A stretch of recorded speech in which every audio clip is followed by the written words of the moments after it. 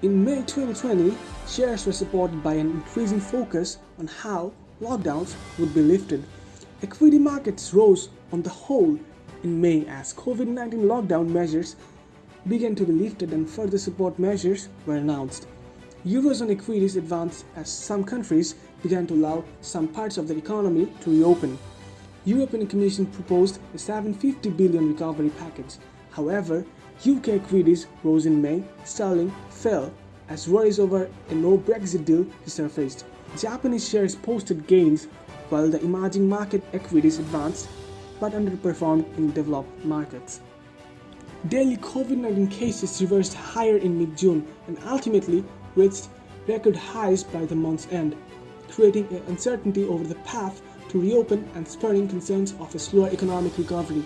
But the Dow Jones Industrials gained 18.51 in the second quarter, best quarter since Q4 1987, and the tech-heavy Nasdaq Composite surged 30.95 over the last 3 months, its strongest quarter since Q4 2001.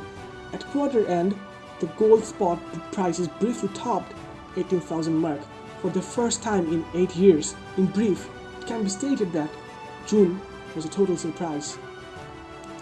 In July, we saw a decline in the Eurozone equities.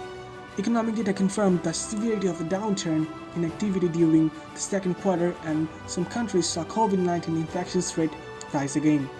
Central banks and government measures continued to provide support for equities and corporate bonds in July, but Japanese share fell. The yen strengthened against a generally weaker US dollar, while the virus infections picked up again, although from a very low level. In contrast, commodities, precious metals rose, with US dollar's weakness providing a strong tailwind. The world witnessed so many gains, including Eurozone shares, UK shares, and Japanese shares. Moreover, emerging market equities recorded a positive return. Government bond yields rose, but the US dollar continued to decline.